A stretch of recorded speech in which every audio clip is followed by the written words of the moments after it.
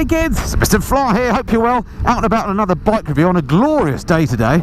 And this is a much anticipated, much requested bike. Today, I'm on the Yamaha Tenere 700. If you're interested in this bike, stick around and stay tuned.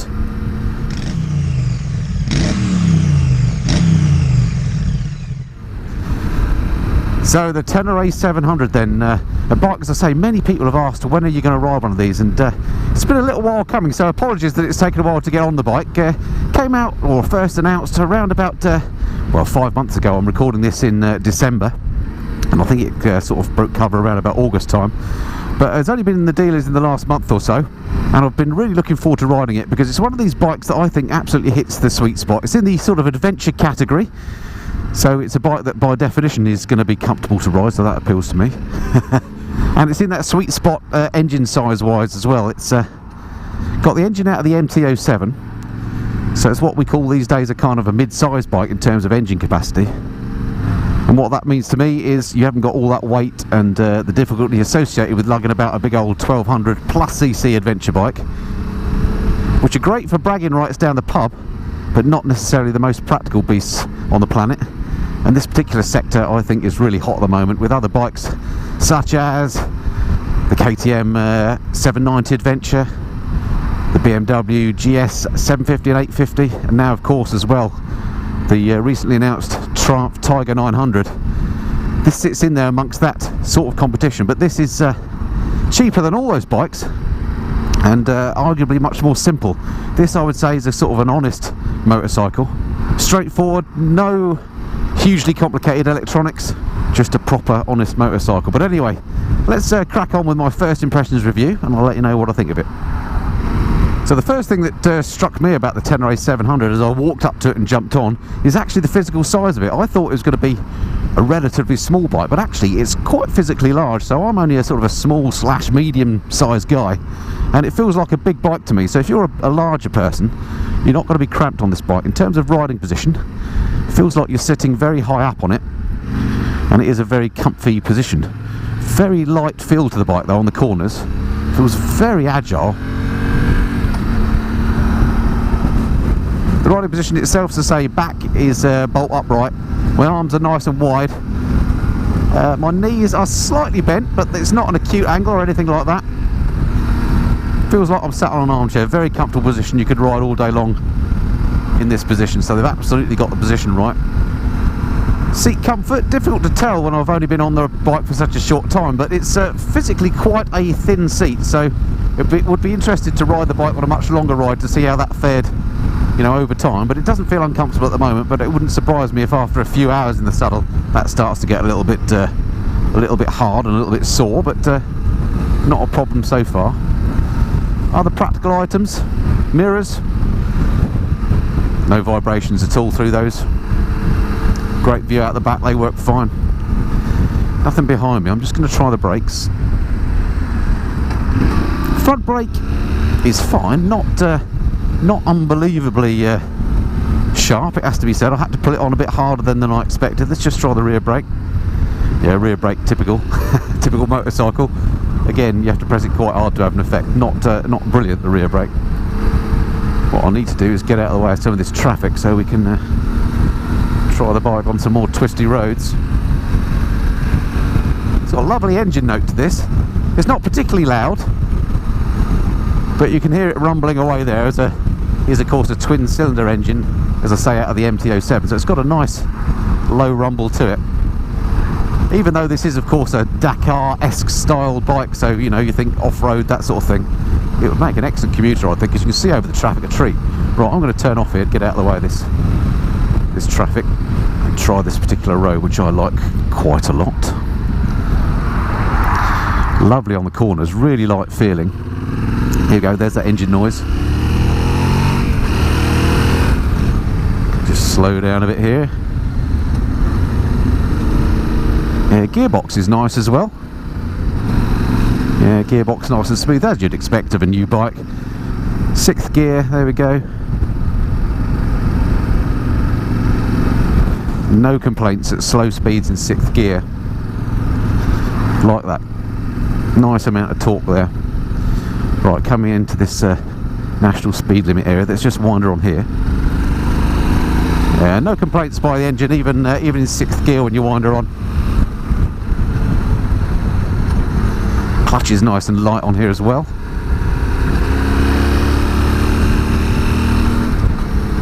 Suspension on here is just set up as I like it actually. It's probably on the stiffer side. You know, I'd describe it more as stiff than soft, but it just makes the handling lovely. But don't get me wrong, it's not terribly stiff. It's not like filling, jarring stiff or anything like that. From an instrumentation point of view, as you can see, you've got this LCD display on here. It's very much, again, reminiscent to me of the sort of thing you might see on something like a Dakar bike. I guess that's in keeping with the styling. It's got this little bar up here as well that you can mount a GPS or whatever on. And it's good to see got an accessory power socket down there as well, so if you're going to mount your phone up or whatever, you've got power to that. Yeah, lovely gearbox on here.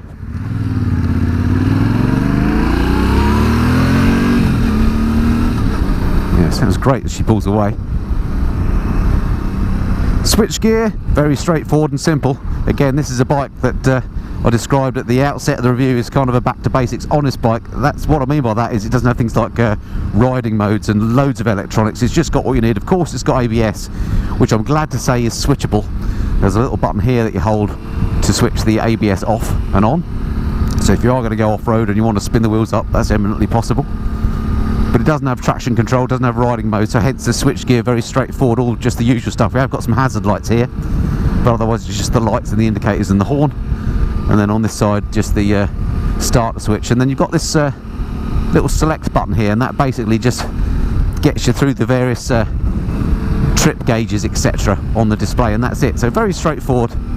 Positive switchgear though. You know when you've clicked it, I like that. Good bit of tactile feedback. It's not all flimsy, doesn't feel like it's going to break in your hands. Okay, back into another national. Let's wind her on in 4th.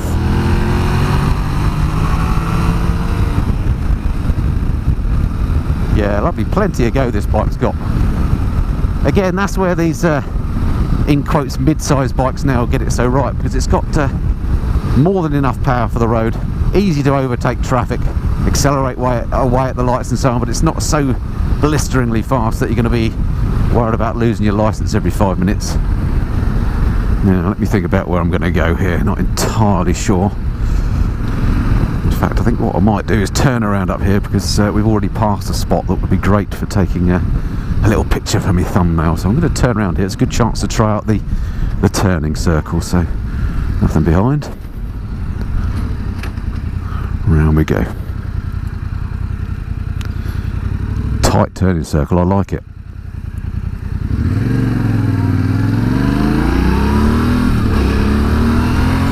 Yeah, it sounds really purposeful, I like that. So I don't want to do the Tenere 700 a disservice by saying that it's an honest bike and it's a good all-rounder, but I think that's very much where it's at.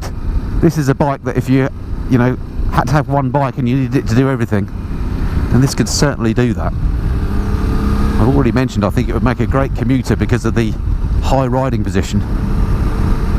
But also it feels very light, and that's something you don't often say about adventure bikes.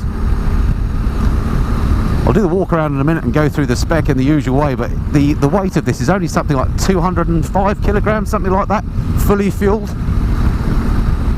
So I don't know if that makes it the lightest in class, but it must be one of the lightest adventure bikes of this type that you can get. It certainly feels nice and light. Little windscreen here seems pretty effective. I'm not in any terrible wind buffet or anything like that. Quite a big frontal area down here, so the lower half of my body is well protected from the weather. And these hand guards as well are nice at keeping the wind off your hands, so just keep the backs of your hands a little bit warmer than they otherwise would be. It's a cold day today. This particular version of the bike doesn't have heated grips fitted, unfortunately, but it's certainly a day when you could do with those. And you can get heated grips, but they are an extra. Yeah, very, very nice. I like it. These days there are just so many good bikes to choose from, aren't there? As I say, in this category in particular, we are a bit spoilt.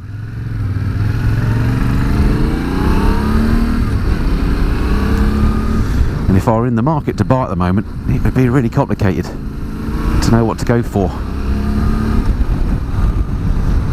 Again, when you compare it to its competitors pricing wise, this is a lot less than those other bikes I mentioned. So when you look at things like the KTM 790 Adventure, the BMW GS 850, the Triumph Tiger 900 now, they're all much more expensive than this bike.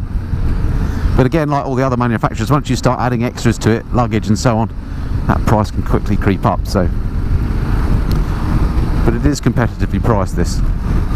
Alright, now just down here on the left is a great spot to do the walk around, actually. So I'm going to park up here, and then I'll show you around the bike, talk you through the spec in the usual way. It is cold today, but it's an absolutely beautiful day. Right, let's see what she's like going up here. This is a bit tricky up here because there's these cobbles. Obviously, don't want to be dropping her. Slippy slidey. Nice, hopefully I'm not going to be in anyone's way. Good spot to do the walk around. Right, what's finding neutral like? Very, very easy. Stand's got a nice little leg on the end there, so you can get at the stand easily. In terms of getting my feet down, actually, before I get off the bike, look, I'm almost flat-footed on either side. So even though it's got a tall seat height, actually, once you sit on it, it compresses. I'm 5'8", and it's not prohibitively tall. All right, let's jump off then and show you this beast. This particular bike is fitted with, I think, what Yamaha called Explorer Pack. So you get some extra stuff like the preparation for the panniers, this flat panel here, bash plate at the bottom isn't standard, these engine bars, so bear that in mind. But there she is, as I say, very much Dakar looking type of bike. Right, let me get the other camera out and I'll talk you through the spec in the usual way. Okay, here she is then, the Tenere 700. Let's start off by taking a look at that engine, which Yamaha have stamped on their CP2. This is the engine, as I mentioned, out of the MT-07, 689cc parallel twin, liquid cooled of course. Puts out 74 brake horsepower at 9,000 RPM and 50 foot-pounds of torque at 6,500 RPM. So real world sort of engine, I describe that as. Let's come around the front. We've got this big old front wheel on here. Brembo brakes fitted, 2-pot calipers on here, and twin pedal discs. These are 282mm on the front. On the back we've got a 245mm single disc and another single pot Brembo caliper, so quality brakes on here. Suspension wise, rear is described as link type suspension with 200mm travel, and on the front we've got an upside down fork, and again this has got 210mm travel, so loads of travel on here, which means that it is quite a tall bike because of course it's off-road focused. So the seat height on here, 875mm, but when you sit on it, as I said, it does compress quite a bit, so it's not sort of ponderous feeling. But you have got 240mm ground clearance on here, so massive amount of clearance, which is excellent. Weight wise, as I mentioned, very light for an adventure bike, 204 kilograms in fact fully fueled, and 187 kilograms dry, so very light for this style of bike. Tank capacity on here, what looks like a big tank, it's actually 16 litres. It's very narrow, it's nicely styled. Should be good for about 200 miles though in the real world, so perfectly good in terms of range. Quite an economic engine this. Electronics wise, not a lot, as I mentioned. It's got what they describe as a rally style LCD display. Let me turn this on in fact and show you, and also you can hear what the engine sounds like a bit. So if I turn her on, there we go, there's the display start up. Let's start the bike up as well. You may not be able to hear it with the mic here, but let's give her a little blip. Sounds purposeful, doesn't she? While we talk about electronics, let's get the lights on full beam. I'll show you what the lights look like as well, because you've got this interesting cluster at the front of these 4 LED lights. They are super bright. I don't know if you can really see that with the phone camera. And then we've got running lights at the bottom here. These 2 little lights here are running lights. So that's pretty much it for electronics. In terms of colours that you can buy the bike in, ceramic white, ice rather, power V black, or competition white, and yeah, and that's basically it. That's the Tenere 700. So let me jump her on her and ride her some more. So I'll be a bit careful. I don't want to repeat what I did when I was on my GS this time last year and drop the thing. Gently does it. Tell you what, this wet muddy grass is so treacherous, but luckily It does have these sort of semi-knobbly tyres.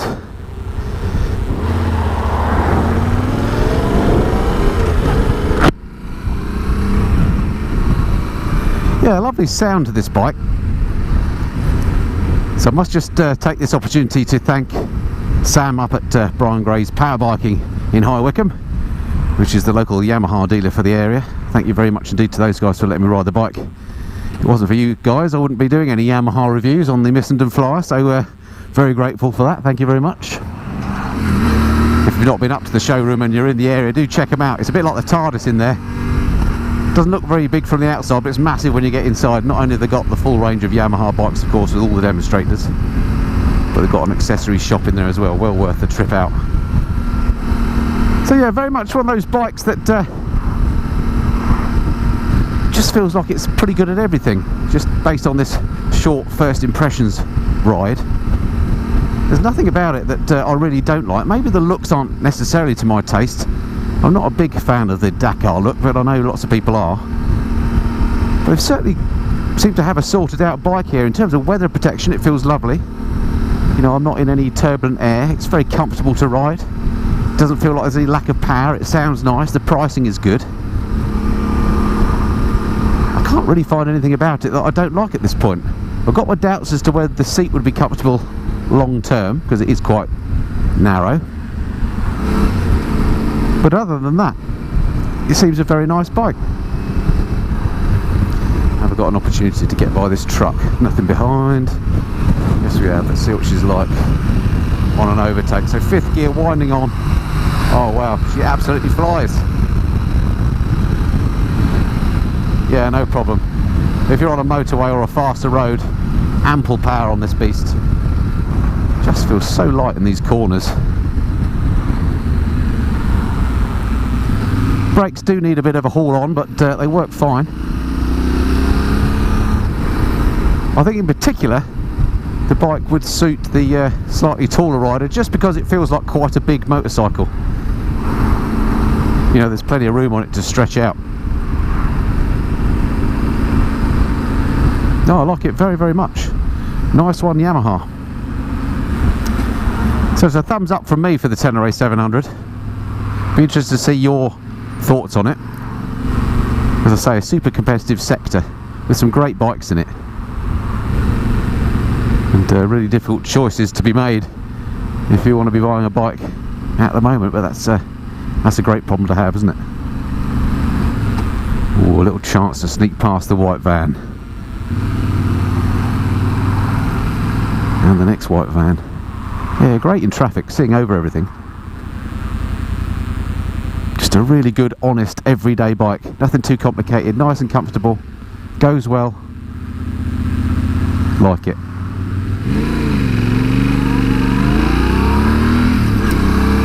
So if this is the first time you've seen one of my videos, thank you very much indeed for watching. I don't just do bike reviews here on the Missenden Flyer, but I do things like trips and tours at home and abroad. I do bits and pieces in the garage about how to look after your bike. I do monthly bike news, the occasional live stream, basically anything and everything to do with motorcycles. I'll try and cover it here on the Missenden Flyer. If you haven't done so already, it'd be great if you'd hit that subscribe button, and that way you can make sure and catch me on my next video. I post videos at least every Monday and Thursday. It'd be great to have you along. Alright, hope that's been of some interest, and I look forward to speaking to you again soon. Until then, this has been the Missenden Flyer. Cheerio.